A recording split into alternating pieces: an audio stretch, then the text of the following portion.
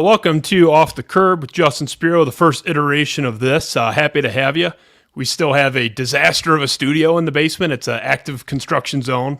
We're bringing you the sort of short form solo version of this show in my library. Here we are. So welcome. And, we have a lot to get to in a short period of time. And I want to talk about AJ Hinch, and I want to talk about the Tigers and what's going on there. We have a special guest joining us in a minute. But obviously, most people know by now the news that happened with Dwayne Haskins.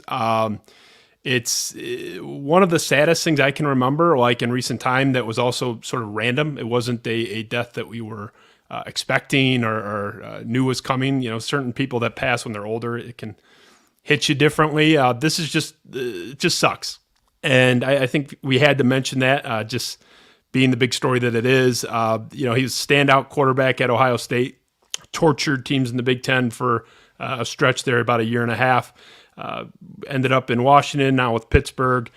This news broke just a couple hours ago.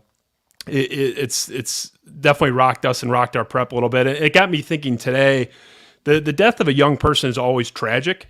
I think that's sort of a given. Anybody whose life is cut short, well short of the average life expectancy, it's inherently tragic. But that aside, even this one particularly sucks because, and maybe it's just me, I have sort of a soft spot in general for not just somebody young, but somebody who was in the midst of some form of revival. There's something particularly jarring, upsetting about something like this happening when it's somebody who was in the midst of, some type of growth or progression in their life. So it's,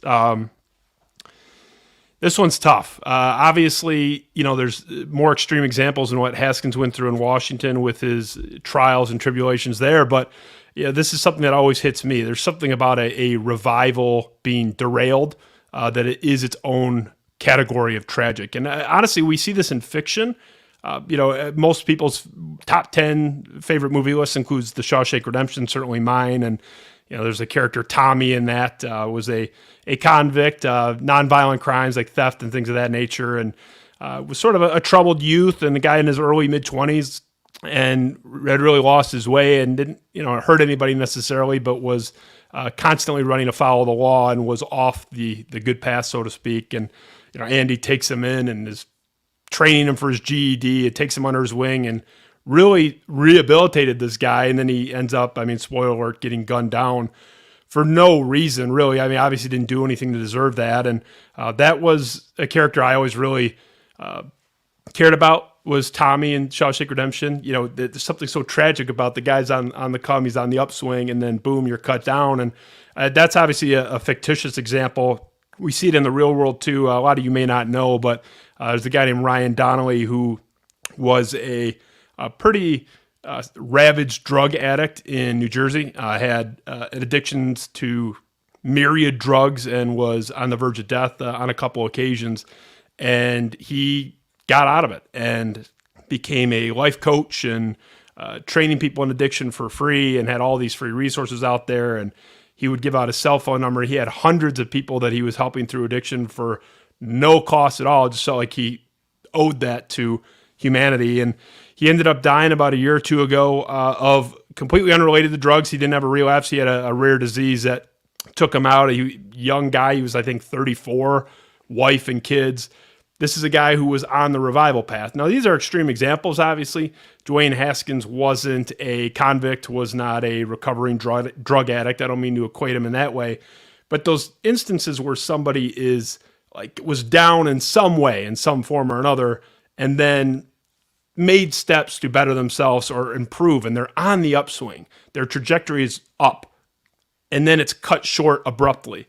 In the Shawshank example, and the Ryan Donnelly example, and this Dwayne Haskins example, it's particularly jarring for me. I don't know if that's just me, but the fact that this guy had gone through a lot and was dragged through the mud the last couple of years and seemed to have righted the ship in his career just makes this timing all the more brutal. Not that it wouldn't have been anyway, but it's particularly so given the background here. And, we see these rising phoenixes, if you will, shot down. It just sucks. There's no words to even really cover it. And, I think if you just go back to his release, and how far he's come since then. I mean, we can pull up, he had a tweet pretty famous at the time. It was making the media rounds when the Washington football team had released him. So we'll throw that up there. Just take a look at that and what he was going through. Quote, "My time with the Washington football team has unfortunately come to an end. I thank the team and fans for the opportunity to play for the team I grew up rooting for. I take full responsibility for not meeting the standards of an NFL quarterback and will become a better man and player because of this experience." So, owned it right away. I mean, that's probably my biggest thing, because we all screw up. We all fuck up all the time.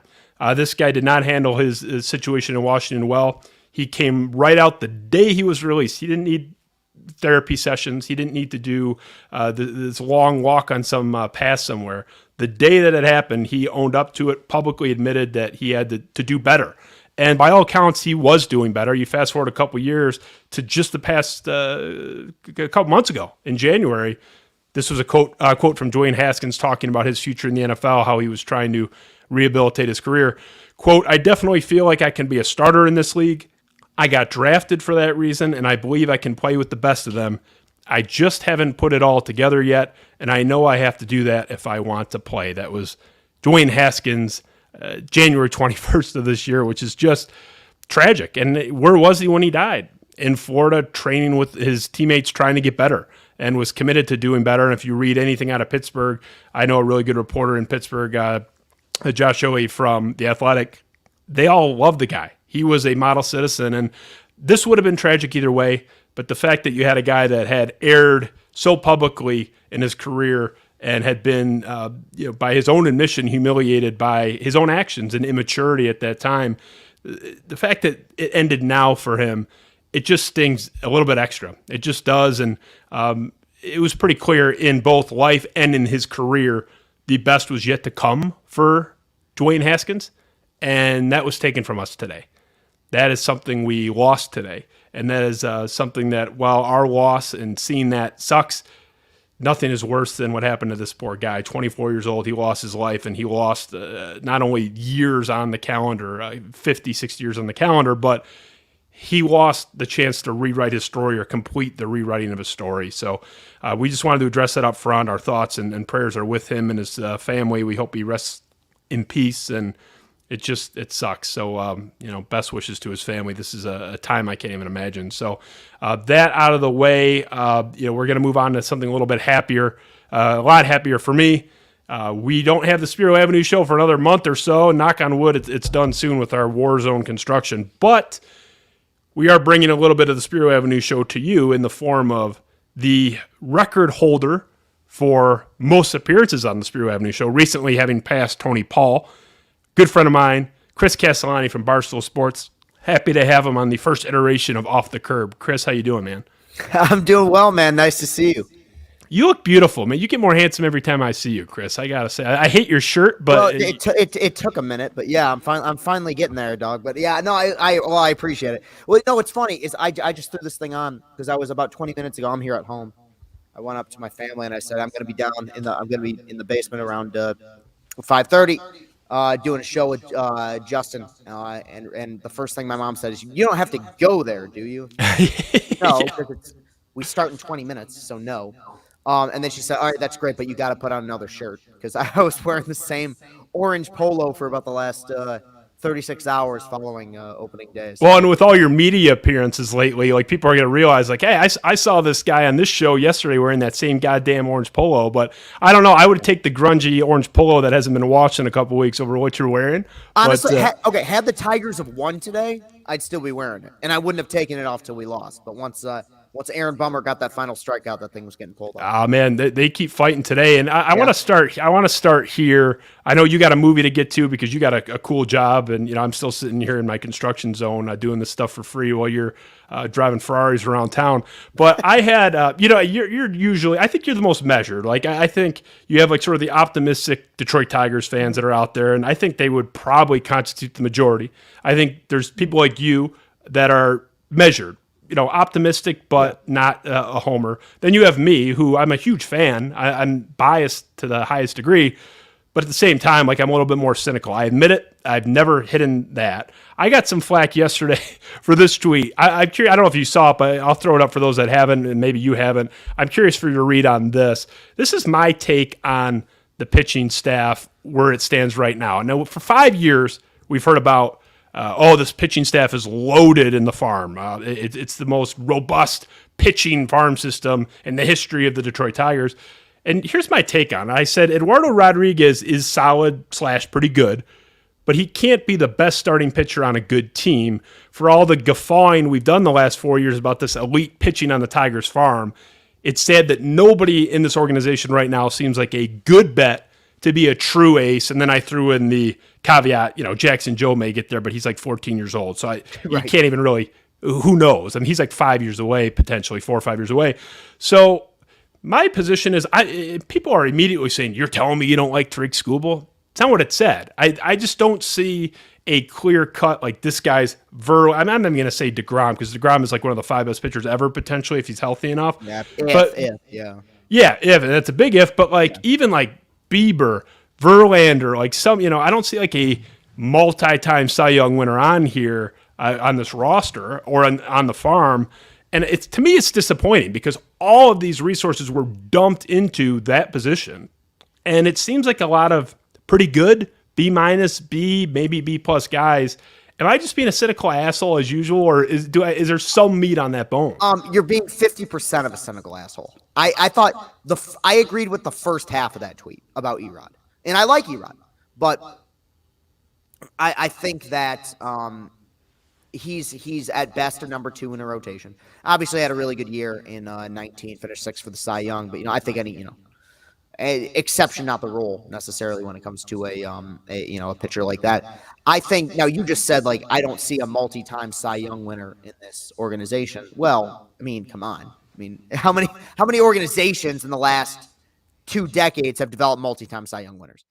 Kershaw, with obviously with the Dodgers, and DeGrom. But I think that I get what you're saying, but pitching is the hardest position to develop. And I think, look, it's still early in the game. I'm really big on Skubal. Like, I think that, well, maybe not a multi-time Cy Young winner. Skubal will get serious Cy Young consideration at some point soon. Thought he looked great in spring. Fastball command is better than it's been. Watch, he'll give up 8 runs tomorrow and I'll look like an idiot. But I think at the same time, his stuff rules. And I think he will be the best pitcher on the staff. I mean, the one comp I made about this Tigers rebuild, at least as it pertains to pitching a couple of years ago, was the Mets. You just brought up Jacob deGrom. I feel old now. It's been about a decade since this was going on. But there was a time where, the Mets, they got Wheeler and Harvey and deGrom and Syndergaard. This is going to be the greatest rotation ever. And they had Michael Fulmer, who ultimately, they traded to the Tigers. But this is going to be one of the great rotations of all time. That the 90s Braves can kick rocks. This is going to be the greatest rotation we've seen in a while. And when you look at that rotation that had 3 guys who had explosive wipeout, strikeout stuff, the only one who really ever lived up to his potential was deGrom. Now, Harvey was, started the All-Star game in 13, was a revelation and made an All-Star team and pitched in the World Series. And Syndergaard was very good, didn't stay healthy. But, he's pitching for the Angels now. It's a very difficult position to develop. And I don't think it was the last time, but I think it was the time before when I was on your show, where I said the basis of this rebuild, what they're trying to build around, is a little bit flawed because of how difficult it is to develop starting pitching. My prediction from the beginning between Mize, Manning, and Skubal is that you're going to have one guy who's going to be a perennial all-star stud, Cy Young, vote getter. You're going to have one guy who's going to be really good for a while and then, get injured, blow out his arm. And you're going to have one guy who's just not going to develop the way we thought he would. And I think right now, when I look at the 3-headed monster they have, I think that's kind of holding true. Mize struggled a little bit today. I still like him. I just think he's got to figure out a way to miss bats with the splitter. And if that comes along, then they're in good shape. So I'm with you 50%. And I know how frustrating it is because this rebuild's come along, been coming along forever. But Mize is still 24, and Skubal is still, I think, even a little bit younger. And Manning has been in the system forever, but he was drafted out of high school. These are still young pitchers. I mean, look at Dylan Cease today with the White Sox. This is his 4th year. at the major league level, it takes a lot of time. A progression in development is not a linear thing. You don't just get called up to the major leagues and get really good. I think it'll take a little bit of time with these guys, but I'm still on board for the most part with the idea that this will be a really sound rotation over the next half decade or so. Well, I'm with you on the sound rotation, but the point is that who is the guy? I mean, that you went through the Mets. Yeah, the Mets actually legitimately had that excitement and anticipation. They went through the Tommy John Olympics. Like, that whole staff got wiped out with multiple arm injuries. That's a mitigating factor. The Tigers don't have like that initial Mets period where people like you and I were like, holy shit, this is 1995 Braves era. We don't have that. So I'm never going to blame injuries. Like, that happens. Like, if you set up for a roster and guys get hurt, that happens. No one can control that. The Tigers don't really have that. And I'm going to hit you with the Owen Wilson and Wedding Crashers thing with Vince Vaughn. Like, as far as Casey Mize, we ain't that young. He ain't that young, Chris. He's turning 25 in like 2 weeks. He was the first overall pick. 25 is pretty young. 25 is pretty young, man. Not saying it's old, but I'm sorry, Verlander was already showing signs. Holy shit, this guy's going to be a stud at 23. Yes. So we're a couple years behind schedule. We're literally talking about like the best arm of the last like 2 decades. Like, Justin Verlander is a very like 1% of the top 1% of great arms ever. Like, that's not fair. I'm sorry, and I'll bounce back. You bring up Verlander. How long did it take Max Scherzer? Max Scherzer got sent down 3 years into his career, and guess what? For half a decade, the best pitcher in baseball. Like, I get what you're saying, but the Verlanders, the Kershaws, the Walker Buehlers of the world, that's a very much a rarity when it comes to starting pitching development. I mean, look who started opening day for the White Sox yesterday. Lucas Giolito in 2018 was the worst pitcher in baseball. He was terrible. He had a 6 ERA, and people thought, oh, this guy's going to be a bust. Started opening day, got Cy Young votes, threw a no-hitter. I get what you're saying. And dude, as a fan, it's frustrating. You want to see him pop. You want to see him you want to see Generation K, right? You want to see 3 guys who are going to be striking out 250 a year, putting up sub-3 ERAs. And there will be a moment. Don't get me wrong. I'm not trying to just carry water. There will be a moment in which I'm going to say, I'm not sure. And I'll be straight with you here. I have serious concerns about Matt Manning. He hasn't started a game in year 2 yet, but I'm unimpressed by how so his stuff looks, considering how long he's been in the system. But I mean, it's game 2 of a 162 game season. I think we're in overreaction theater here when it comes to Mize. Mize had a good rookie season a year ago, and he left one bad pitch over the plate to Grandal, and he got crushed. But I think, to answer your question earlier, who's the guy? I think Skubal is the guy. Now, if Skubal kind of, regrets to, or reverses to the mean and ends up kind of as a middle of the road guy, then I'm with you. But I think the jury is still very much out on these guys before we can kind of, panic a little bit. Yeah, I mean, that's fair. I mean, you mentioned Max Scherzer being sent down, which obviously happened famously here. But if you look at the guy's numbers and what he was doing, like right before he came over from Washington, there were the signs that he was going to be really good. He was striking out at the second highest rate in the National League before he even got here. He went through a horrible 6-7 weeks and then got sent down and never looked back when he came back. So I don't know if that's a sign of a guy like, oh, look, he wasn't even a late bloomer. Like, he bloomed, he sucked for 2 months, and then he kind of rebloomed. I don't know. I get what you're saying of, oh, it's Verlander. You're asking for a lot. I get that. But if you're using top 10 picks year after year, and we keep hearing how great these guys are, I need more than 3 or 4 Mark Mulders. And I liked Mark Mulder, good Michigan State Spartan. He was one of my favorite players on those early. He's pretty damn good. He's a top 5 Cy Young vote getter for a minute there. And yeah. But the average, I mean, I didn't look it up, but the average Mark Mulder year in that 5-year stretch was, he had 1 year where he went way up. But other than that, it was like 358 ERA, 360. I wish this team had one hammer. And which brings me to my next point. If we don't have that, and it might be Skubal, I don't know. I hope I'm wrong about this stuff. I don't think any of them are good bet. But if it doesn't happen in the history of this league, it's not impossible, but very, very difficult to win at the highest level, meaning pennants and World Series, without at least one guy like that. Most of these teams have 2, sometimes 3. If we don't get that in-house, do we have any confidence that Chrysalis is going to spend to get that? We saw what they did with Carlos Correa. Look, I'm happy with the outcome. I actually think Carlos Correa is kind of overrated for the money, but just the dollar signs. Chris Ilitch made it clear. Al Avila, this isn't like reporting. Al Avila told the media, like, 300 million, that's not happening. Like that, they're transparent about that. Well, guess what? If a Garrett Cole type guy hits the market again, Max Scherzer just did hit the market. I mean, an older guy, different example, but those guys get $35 million a year. So I have concerns if we don't see one in house, and I don't, and we don't think Chris Ilitch is going to spend. I don't, not at that level. I don't know. I don't see it. I hope you're right. And Skubal becomes, the Kershaw 2.0. I'm a skeptic though, but we'll see, I guess. The start today from Casey Mize was, I'm sorry, that wasn't even a factor. I've been a Mize skeptic for like a year now, going back. Have you read the analytical stuff on this guy? The analytics community hate him. I mean, his FIP was quite. He's not a good, for a year and a half into his career. I'm not counting 2020. I'm wiping everything from that season out. I'm fine with that. Yeah, but well, he's not good analytically because the FIP is low.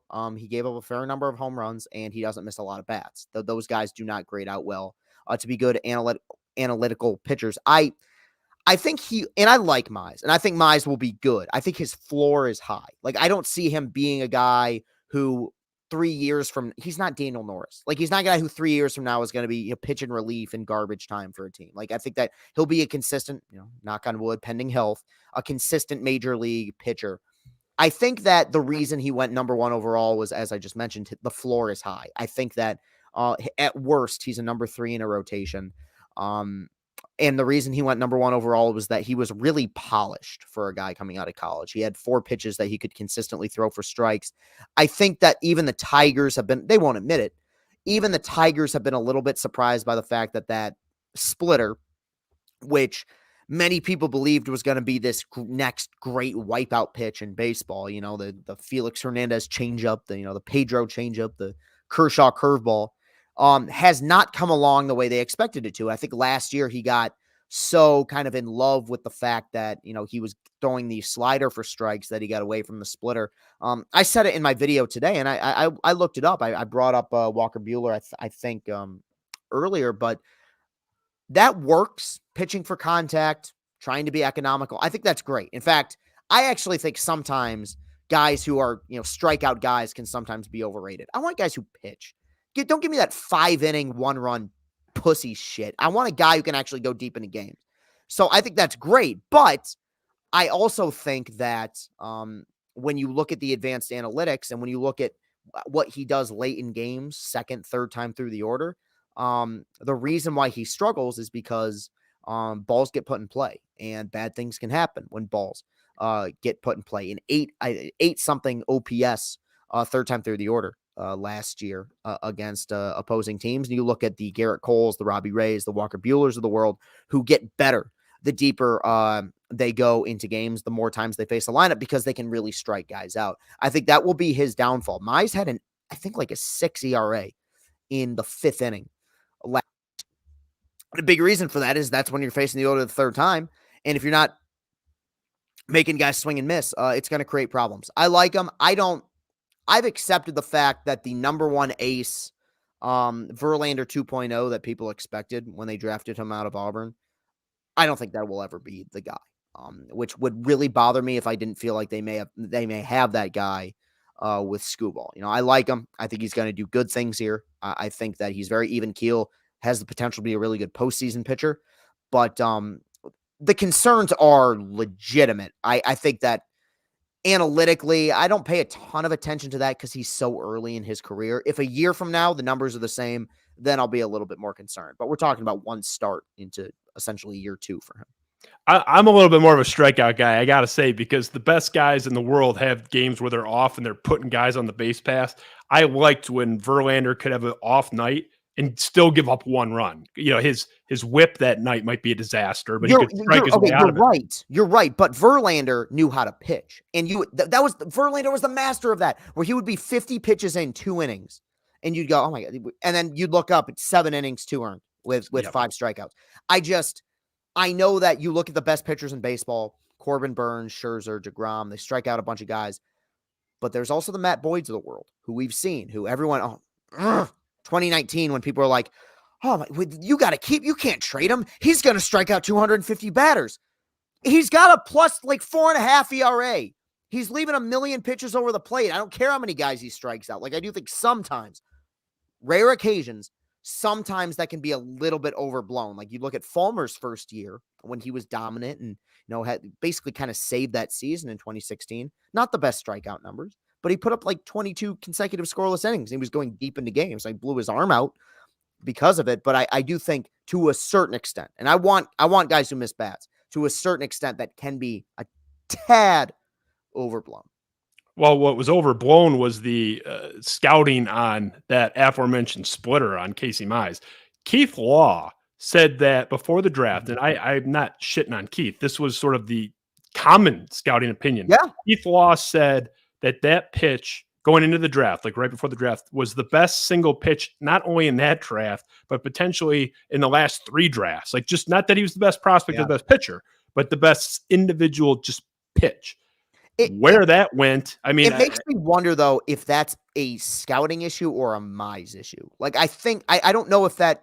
I really do, because I remember watching him at Auburn. Like, it was electric. That was a pitch that had a high swinging strike rate. So I do wonder if there's some like mental block. But it's bizarre to me because he did, objectively speaking, and forget the advanced analytics, have a good rookie season, like 3.71 ERA. Pitched 150 innings, and yet the only start in which I felt like his splitter was working was the second start he had against Houston, which was almost a year ago at this point. That was second start in a 30 start season. So I think it's more so him, and even he's admitted to that. He said he thought it felt good today, got a strikeout with it in the first inning, but after that, that's going to be the X factor with him going forward. It's got to be. I don't know. Maybe they can put an Auburn hat on the guy, because you look up, they were all over Twitter, like the little clips of his splitter and how much it would dive on guys. I don't know where that went. I don't know if we're going to see that, but just, I know you got a movie to catch, so we'll try to keep it moving. Your general feel here, I'm kind of bullish on this team, honestly. AJ Hinch is a big part of that, but I think they actually have a chance to make noise to where we're in, I don't know, early August, late July, and we're like, oh shit, they're 3 or 4 games back at the last spot there, especially with the expanded playoffs. I feel, cynicism aside, like pretty good about this team. Where are you at right now? Like, what are you thinking?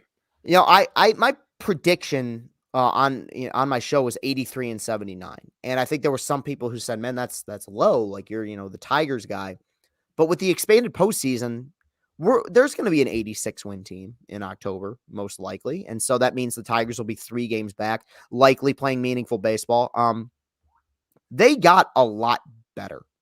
They did. And I know, look, you and I both want to see in a no salary cap sport, unlimited money being thrown at people. And I hate doing this. I really do, because he drives me nuts. But like, only in terms of Chris Ilitch, but only 3 other teams spent more money than the Tigers did. One was the Dodgers in a primary, that was the Freeman contract. Okay. They have the highest payroll in baseball. The other was the Mets, who just throw money at people like it's hotcakes. Like, I don't know if that's going to work. They had, Scherzer is a little bit banged up, and DeGrom's injured. They threw money at Marte and Canna. Like, we'll see. Lindor had a really bad first year. And I think after that was the Rangers, and that's not going to work. They don't have any pitching. The Blue Jays are, dog walking them right now. I mean, in the first series of the year. So after that, it's Detroit who spent the most money in this most recent offseason. It's a much better team. I loved the Meadows trade. I was stunned by that. I talked about it on my show. I was scratching my head. That was a bizarre move, very out of, no pun intended, out of left field for Alavila, out of left field for Chris Ilitch. I think he's going to make this team way better. What worries me is the injuries to the bullpen. Chafin, Funkhauser, Cisnero, those are 3 guys you were trying to rely on. All 3 on the IL. Palmer had velocity, his velocity dipped in spring. Looked great today. I think that was just an example of a veteran knowing his body and knowing what works for him. So, I have 83 and 79. I think the White Sox are far and away the best team in this division. But I do think there is a certain amount of undervaluing with the Tigers. I've seen over-unders. I've seen this team as low as like 65 wins. Like, what game are you watching? Like, are you aware of who their manager is and what they were able to do last year? Like, I talked about it when I was on your show last time, which was like that last year's team, roster wise, and just in terms of talent, and you take into account Mize and Skubal having their innings monitored as well. That was a 65 win team that won 77 games, and Yeah. they got better. So, like, what's to make you think that they're not going to do something similar this season? The division also, and this is a big part of it, outside of the White Sox, nobody scares me. I know Cleveland's been like the third forever now, it seems. That offense stinks. Once you get past J-Ram, they got nothing. I know they develop pitching well. The Twins have a very good lineup that's going to, I'm sure Correa will kill us and Buxton will kill us, but after Sonny Gray, I don't trust any of their pitchers. The Royals, again, have two players who murder us, no pitching. I mean, Brady Singer might come along, but that's it. I think that this is a team that will surprise people more than they won't. I talked about it. I think the culture's there. I think Hinch is the man. I think he's the best manager in baseball. But even beyond that, I mean, opening day was a microcosm of what this era has been so far, where you pull Erod out of the game after 4. I was thinking, all right, here, 7-1, 7-2, final score. Drew Hutchison, like, me and him worked at a gas station together, and he pitched 2 scoreless innings, like, the other day against, on opening day against the White Sox. Like, those are the kind of, you weather the storm a little bit. Riley Green comes back, Chafin comes back. Good things could happen. Yeah, I mean, you have them at 83 wins, and people are saying, "Oh, that's pessimistic." 83 wins worked out just fine for the '06 Cardinals, who pounded us in the World Series. They were at 83 and 79 too. Right, but yeah, and from where they have come from, 83 wins. I'm like right with you. I'm like they're going to be somewhere between 79 and 82. Like I'm kind of right in that range, and I don't think that's bad for where they've come from. I'm not going to be like disappointed if they go 83 and 79. They have a chance to be in the type of contention we're talking about, even if they don't sneak into the back door with the expansion. But I think that'd be pretty good. Like I'd be fine with that. And I don't know. I think people underestimate Hinch. I get the same guy chirps me every day on Twitter when I say anything nice about AJ Hinch. Managers don't matter. Yeah, I was that guy too. AJ Hinch actually does. He's the exception to the rule. I'm not going to get into all the reasons why. He just is. He has enveloped his soul and his ethos has enveloped every orifice of that organization. Mm-hmm. And it matters. And I'm sorry, what we saw today, they're down 5-2 against the White Sox in the 9th. They just keep fighting. We saw this all year last year. Even they could be down. Look it up. They'd be down 6-1, 7-1 in the 9th last year, and they would cut it to like 7-5 and then lose. But that matters, and that's worth a couple of wins a year. It's not, oh, we're Detroit, we fight hard. I love that. I mean, that's maybe part of it, but it actually does lead to wins because you're not going to win all those games or even most of those games, but you can steal 3, 4, 5, 6 wins if you have a team that plays that way. And I'm sorry, not every team plays that way. I am a degenerate gambler of baseball, among other sports. I have been in those situations where I'm on a team that's down 7-1 and I'm watching the 7th inning. They're throwing away at bats. Like that is a thing. The Tigers don't do that. They fight you to the last out. It's going to make it fun. And that's what I tweeted today. I'm just like, I don't know how good they're going to be, but I know they're going to be fun. Like they're going to be in a heavy majority, like every team, even the best team. The 98 Yankees lost a few 10-2 games, but I do think for the most part, there's not going to be a lot of games this year where we're going to get to the 5th inning and be like, all right, yeah, this thing's done. And you just brought it up. Like, I want them to make the playoffs. Everybody does. But at the same time with, I on my show, I did a segment about this where I'm like, dude, after 19, when they lost 114 games, internally, I remember thinking, it's at least 5 years until we're talking playoffs again. They're so far behind the 8 ball. I don't care how well they draft. You can get, if Spencer Torkelson turns out to be Albert Pujols, that's great, but you got a ways to go before you're really like getting the ball rolling. The fact that like 2.5 years now removed from that season, we're on opening day or now 2 games into the season talking about they got a shot. I hate to compliment the administration because I feel like they're now filling up a hole that they dug for themselves. But I think that the Hinch hire completely change the landscape and the outlook of the organization regarding how we view them going forward, and it's going to make hopefully for a fun season. Yeah, AJ Hinch fell into their lap, but I guess to their credit, they moved their hands out of the way and let him land. Like, I mean, They were the first people to call him. I mean, it's a popular thing. I would love to. I've never talked to AJ. I would love to ask him that question at least in private and be like, I mean, there's no way he doesn't take the White Sox job. Oh, he wanted the Chicago job. There were reports to that. Yeah, it's a stroke of luck, but they had a lot of bad luck too. Look, I mean, we saw it happen. I'm not going to apologize. Yeah, we saw it happen from 03 to 06, where they turned it around as the most extreme way possible. The 03 Tigers team is the worst baseball team ever. Sorry, Mets that lost one more game. They were an expansion team. That doesn't really count. And 3 years later, they were not just in the World Series, but prohibitive favorites in the World Series. We'll just ignore what happened. But, we'll see what happens. I feel good about where they're at.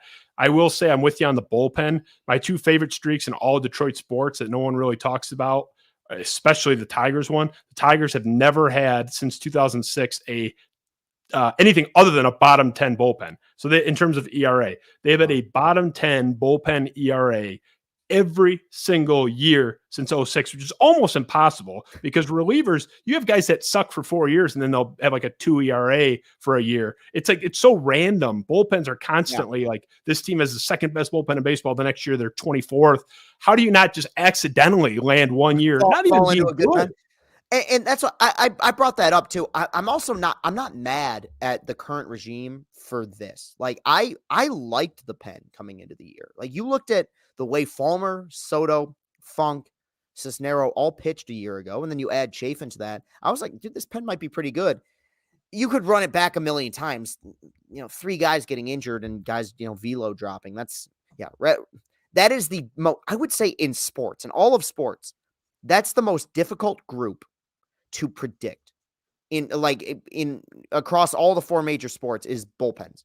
Because I remember, the name redacted, and they're now the Guardians, when in 17, when they had Cody Allen and Andrew Miller and Dan Otero, and they were just rolling. They had the best bullpen in baseball, went from the best bullpen ERA to the worst in a year with the same pitchers.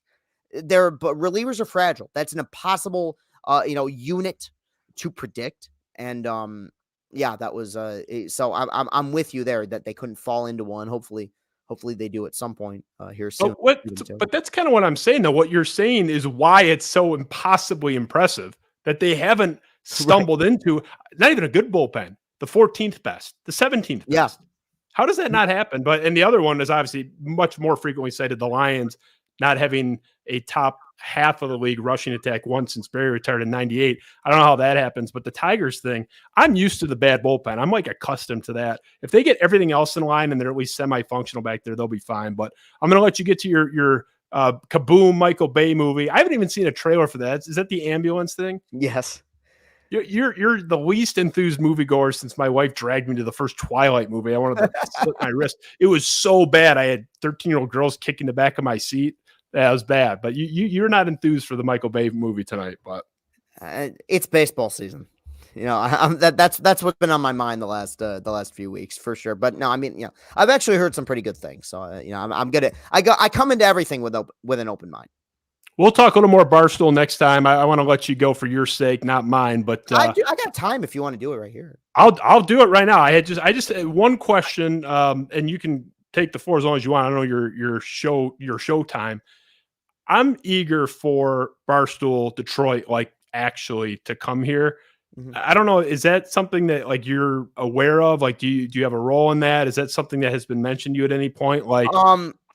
Early on it was talked about. I can't speak on it beyond that. I know that I am in control. The thing that I think goes overlooked about Barstool is that you see the content people. You see Dave and Big Cat and KFC and fights and the money beats, but it is a massive, massive machine filled with a lot of people who work their butts off behind the scenes, in front of the camera, behind the camera. I mean, it's really impressive to watch. I am a very small cog in what is a really big machine. I know that I can control my content. I'm really proud of the work I've put out so far. I think the show has been awesome. My producer, Matt Henkel, is the best thing that's ever happened to my content. The guy makes me look good all the time, and he got some great, hilarious footage from opening day yesterday that will be uploaded to YouTube here pretty soon. It's a long process, and it's a process I'm willing to wait out, and I completely understand that. I respect, how busy the people above me are, and I appreciate that. My dream is to one day have in Detroit or in Michigan what is going on in Chicago right now with those guys. And I love those guys, and I think they're working their butts off. So it will take time. I think that how successful my content is will dictate a lot of that. I'll say this so far has been well received, and I appreciate the people who've been watching and listening. So it's going to be a minute. I think over the next year or two, those discussions hopefully will be had. But if they aren't, I'm really pleased and happy to be working where I'm at. So that's all I can say up to this point. Yeah, fair enough. I mean, I know you're coming up pretty soon. What was it, May that Turnbull threw the no hitter? You're coming up on 1 year. I was thinking about that as I was driving home from Anthony Broom, my good buddy in arms. Yeah, he's coming home from his place today. I was thinking about that. We're almost at a year, which is time is such a weird thing because it feels like one day, but also 10 years at the same time. Like I so much professionally and personally has changed in that aspect. I think one other thing I know is the timing needs to be right. And pretty soon Detroit sports as a whole is going to grow. And that was something that I said, I don't think it was to you. I think it was either to Anthony or somebody else, which is like when I got hired, the timing for something like Barstool Detroit wasn't right because all 4 of the teams were so bad. Like I'm sorry, it's coming alive now, and that helps. And I hope that the day comes in which we can get the machine going and we can get the ball rolling. If it doesn't, I'm grateful to be where I'm at. And I love where I'm at. So I mean, you definitely don't need it for your profile. Having met up with you on the concourse of the Breslin Center during the Michigan State basketball game, it's pretty wild. Like I did feel I made the joke a little bit like Rod Tidwell and Jerry Maguire, like at the draft, where everyone just wants to talk to Kush. Like people kept coming up to you. I'm just trying to talk about Hunter Dickinson taking 73 shots in the first half with my good buddy Chris. People kept coming up to you and talking to you. And I got your kind of like scraps a couple times where people would talk your ear off for like a couple minutes and then turn to me and be like, "Oh yeah, you're Justin Spiro, right? Oh, cool, man." I think they were a little bit nice. I think they were a little bit nicer than that, at least in that instance. They were some good people. But no, I mean, I don't that's my favorite part of the gig though. And that's why I don't know. I've met some people, not Barstool people. The Barstool people have been awesome, but I've met people who are so like standoffish about like, I don't like being, getting like get photo. Like if somebody wants to take a photo with you, be nice. Take a photo with them. Like that's a real privilege to have, to be able to say like, hey, I've seen you before. And I mean, you've known me in the early days. We're coming up on 5 years now since we've known each other. So like, we've been around, through Central and the gas station. The fact that there's people who are like, hey, man, I've seen your stuff and I know who you are. That's so cool. And that's why yesterday, I can't wait to see what Matt puts together, because I think we got some hilarious footage from yesterday for opening day. I had about 3 or 4 premature celebrations after the Javi walk-off that wasn't and then was again. So no, it's great. And I appreciate it. I'm very humbled to be doing what I'm doing. We just crossed 50,000 on social media, which is funny because 3 years ago I got 10, and I was in East Lansing with a few buddies of mine acting like it was a big deal. And it's crazy how it's grown. But even beyond that, I mean, it's crazy how, kind the people I've worked with at Barstool have been to me. So nothing but gratitude. Yeah, you're a beloved figure. I mean, being in East Lansing with the co-eds there, people were throwing their bras at you on the. Oh yeah, totally. That's very on brand for Chris Castellani. No, I'm fine. Oh, and these were Michigan State girls too, not Michigan girls. These are absolutely not. No, you got it. Yeah, so you're a celebrity. Don't downplay it. I got to tell you, like, I'm gonna have to start hanging out with you in private, because the public thing, I can't get in a word. Everyone wants to give you a hug. And then maybe 1 in 10 will say, "Oh yeah, I know you too, Justin." But I got to say, you deserve it, man. Like, this is something that isn't shocking to anybody that you ended up making it. It's just, It was, and we talked about this. It's shocking to one guy, right? Okay, if I were to, with your permission, one day, and I'll clear it with you first. Go through like a single one of the 1,000 text messages I had with you, where I was like, dude, like it just takes one day, one moment, one thing, one guy looking at you. We had those conversations. You were on it early, and I mean, like, I doubt everything, but yes. And that's why I appreciate you, and that's why I'm continuing. I love coming on and helping you out here, whether it's with Off the Curb or Spiro Avenue. Is yes, you caught on very, very early with that, and you were, hey, it worked out for you. You were more right than you weren't, man. I mean, you were one of the first ones to hit the bullseye, so I'll always appreciate that. Well, yeah, the bullseye was the size of Texas, man. That was not a hard shot to make. I mean, that was skipping a rock in a big, big pond there, man. Hanging breaking ball over the heart of the plate, then went 400. Yeah, seriously. I don't know. That's a bad example. I was bad at T-ball, but yeah, for most people, that'd be a good example. But yeah, I'm happy for you. I love seeing what you're doing. And we talked about it even before Barstool. I'm a big fan of your movie content. I might like your movie stuff, like, as much or more than the baseball stuff. And I love both, but I love that, like, they're using that at Barstool. Like, obviously they are. I've been a controversial. I love doing Lights Camera Barstool. I love those guys to death. I think they're hilarious. I think Jeff is so talented. My undeniable cynicism, I think, has shook some people. But the one thing I've never done is lied to people, like, with my opinions. And I love the stories. I love the fact that movie fans, especially in this age where movie theaters are kind of dying, seeing people be as passionate about movies again has been really awesome. I'm also critical as shit. It's so weird to me because my mainstay is sports, but I'm so much more optimistic when it comes to sports stuff than I am with movies. But I enjoy, I love and enjoy doing what I do. Well, the state of movies we talked about on my show, I think 2 shows ago, are just a mess. I mean, the next movie that comes out that's like an A will be an A on my scale will be the first one since Whiplash in 2014. We're coming up on the 10-year anniversary of that. There's now, and I see a lot. It's well, like 8. Yeah, oh my God, you're right.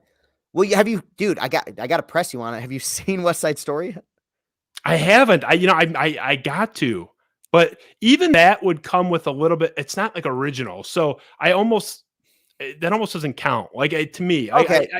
There's built-in. Yeah, okay, that's fair. Yeah, but I need like a novel concept. The 90s were shitting them out. I mean, Good Will Hunting, aforementioned Shawshank Redemption. Mm-hmm. There's a million of them in the 90s. 7. I mean, anything Fincher touched, the Fight Club, right at the end of the decade. Yeah.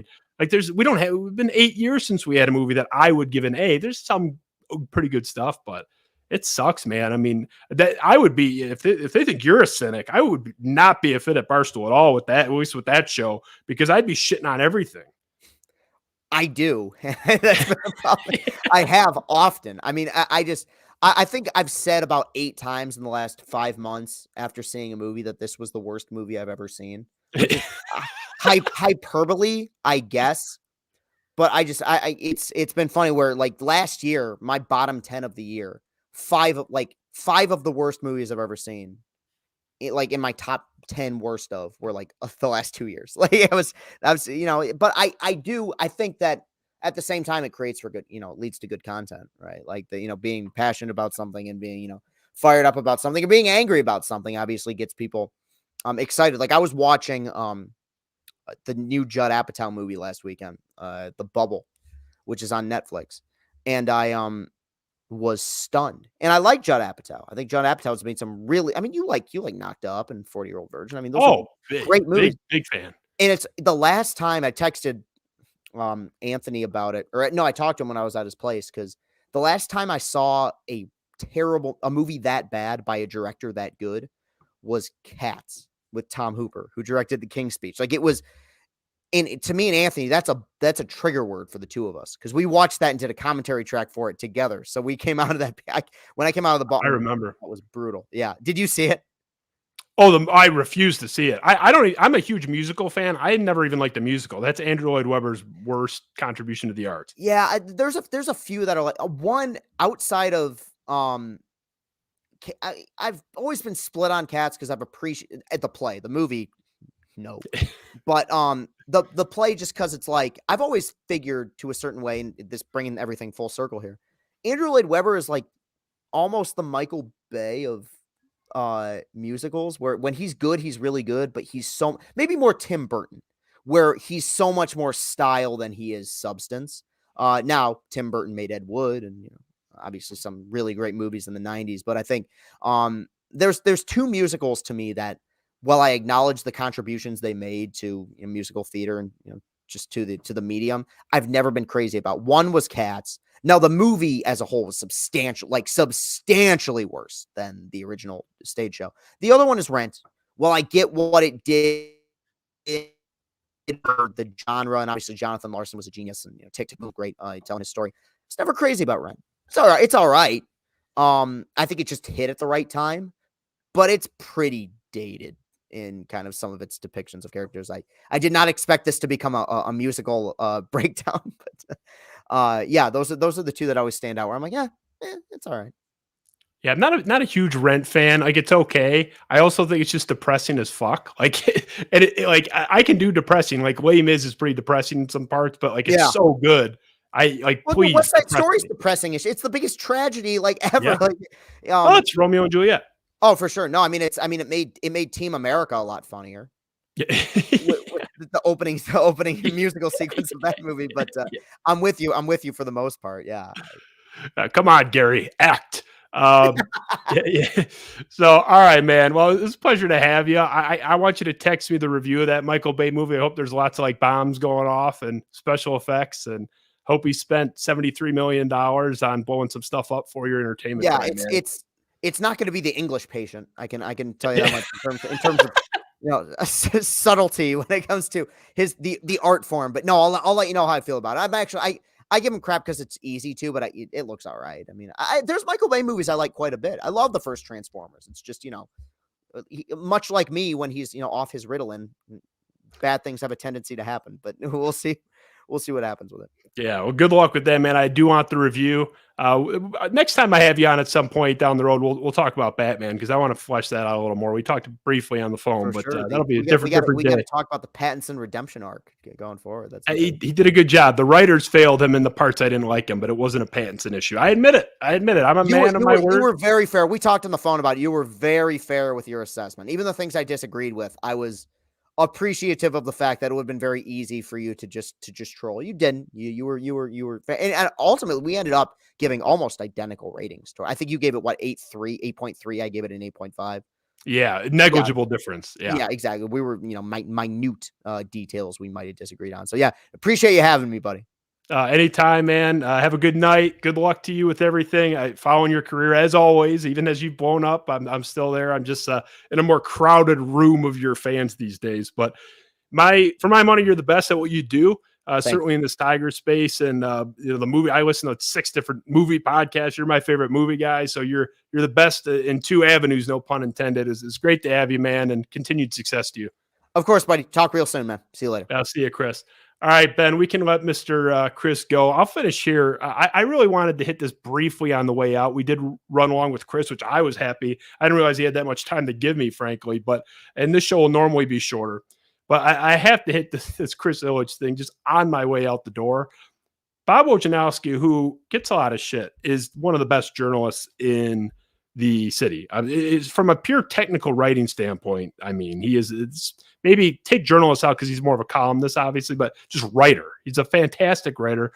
I have broken bread with Bob Wojnarowski. I like him as a person. He blew one thing with this sit-down interview he did with Tigers owner Chris Ilitch a couple of days ago. I mean, it was a voluminous interview. There was a million things you could hit. There was one part that really kind of irked me where Wojo asked Chris Ilitch, hey, that District Detroit thing, what's the deal with that? I'm happy Wojo asked. I give him credit for that.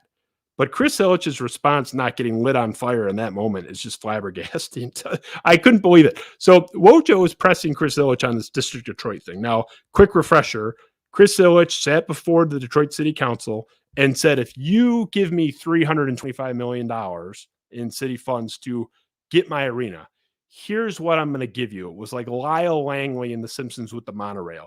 beautiful renderings. We've all seen them before. The artists who drew these things probably made six figures for the project. It was bejeweled. If you give me that pile of cash, this is what I'll deliver. They said yes, gave them the money. They built the arena, and they didn't build anything. This has been going on. This was supposed to break ground, the District Detroit, the area around Little Caesars Arena, in 2015. So the arena opened in 17. The surrounding district was supposed to open simultaneously, and they were going to expand on it. It was never going to be done in 2017, but some version of an early version was supposed to, with the arena open in 2017. We are 7 years past when they were supposed to break ground on this, and they haven't done one thing. So Wojo, to his credit, asked Chris Ilitch about this in their one-on-one sit-down at Comerica Park, and this was the response from Tigers owner Chris Ilitch. Certainly, the pandemic has changed things. I laid out a vision of what we wanted to do in the District Detroit, and a couple partnerships didn't work out. That set us back. But what are you going to do? You're going to throw in the towel? We're going to persevere, and we're going to build it even better than what we were planning before. Chris Ilitch is invoking the pandemic as the only listed reason why the District of Detroit didn't happen. That was the first thing out of his mouth. The answer speaks for itself. There's no, oh, it was one of 7 factors. It's the reason. Even had it been listed as one of the 7 reasons and had some other factors in there for why it didn't happen. Keep in mind, he's being asked why it didn't happen. What's going on? It wasn't even erroneously included on a list of valid reasons. It was the whole thing. But even if it had been, it doesn't have a leg to stand on even in a pie breaking down the reasons. It would be erroneous then. It's especially egregious to say it entirely is on the pandemic. And that's what his response indicates. This does not take any type of genius level IQ to ascertain the truth and to ascertain how ridiculous that response was. COVID-19 was end of 2019, first documented case at the end of the year in December over in China. The first one here, January 2020. And the first famous one, obviously, Rudy Gobert with the Jazz. The District of Detroit promise was made not a month or two before that. The promise to build the District of Detroit was made conditional on the money like 6, 7, 8 years before. The arena that was supposed to open with the District of Detroit opened almost 3 years before COVID-19 even hatched in this country. So it's, the fact to blame, I don't know if Chris Ilitch is indicating that the virus hopped in a DeLorean and traveled forward and back in time to manipulate the situation somehow to ambush and sabotage the District of Detroit project. But I don't know. I don't know what to make of that. That's like a preposterous. It doesn't make sense. It's a preposterous statement to make. And the fact that Wojo went right into like, how's the team looking this year thing after that or whatever it was irrelevant as a follow-up, was disappointing because that was a great opportunity. It was the easiest thing ever. Like, what do you mean the pandemic? The HBO came out with a full documentary with Real Sports Brian Couple in 2019. A year before COVID came out, they made a documentary on the lie of the District of Detroit. I couldn't believe that. I was disappointed in Wojo there because he had Chris Ilitch isn't out and about every day. He doesn't grant a lot of press access. It's very limited, usually very controlled. Bob Wojnarowski was sitting knee to knee with the guy for like an hour and had all the time in the world. He asked him 37 other questions. I was disappointed in that. And the end, though, this was interesting. Ben, if you can throw that quote back up, because this part was interesting to me. He says, what are you going to do? You're going to throw in the towel? The quote here, we're going to persevere and we're going to build it even better than what we were planning before. That part is interesting. So he has essentially doubled down on the District of Detroit promise and has said that he's going to make it even better than their original plans. Now, their original plans, just Google District of Detroit artist renderings. It looks like the merry old land of Oz in the city of Detroit. The fact that he's doubling down not only on matching that plan, but somehow surpassing it. I was actually fascinated by that. Now, I don't believe a word of that. But the fact that he's like, doubling down and saying, hey, don't worry, it's still going to happen. And it's going to be even better than you thought it was before. I mean, holy L. Ron Hubbard Scientology. What kind of an explanation was that? When's that happening? Can I get a timeline? I couldn't believe that. We've all beaten the District Detroit thing to death. I had to address that because it's new information. It's preposterous as an explanation. And the fact that this promise has been renewed, I can't believe nobody talked about it. I'm like the only one that talked about that second part in particular, where he's still saying it's going to happen. And it's going to be even more impressive than we thought it was going to be before. Chris Illich, look, he had a B+ offseason. Everyone doing cartwheels because he approved the Meadows trade. This payroll is still like 18th or 19th in the league. Until we're like top 10 or top 12, I'm not throwing roses at the guy's feet. But to his credit, he did have a good offseason. You can't say he surpassed what I thought they would do. So I give him credit for that, but I want my little $7 latte at that District Detroit Cafe, man. So get cracking on that. I'm not going to hold my breath, but I appreciate you guys watching. We're going to be kind of popping in and out while the studio's under construction. And this will normally be kind of quick take, 15, 20-minute things, just reacting to things, and not Tony Dombrowski style where I'm like just screaming the same 3 things over and over again and making sure as many people as possible are watching me if I happen to be out in public. Like, we actually are going to talk about stuff and not just say the same 3 things over and over again. But like, I do want to have access to be able to kind of hop in and respond to things like this Chris Illich thing, which was just preposterous. So we'll be around, and appreciate again Chris joining us and rotating people through. And we can't wait to get the real show back, hopefully as soon as possible. Tell those goddamn building inspectors to hurry up. We got Ben, who's sitting in my home as usual, but on a different level of the house with his headphones. I don't know if he's paying attention to me or if he's, like playing a video game over there, what he's doing. But Ben really put this whole thing together on the fly. Appreciate him and appreciate you guys. So hang in there with us. We'll be back with the full, beautiful show pretty soon, certainly by this summer. And, it's been great to have you, and we'll be back. We'll be back soon. Thanks. This was Off the Curb, episode 1. Thank you.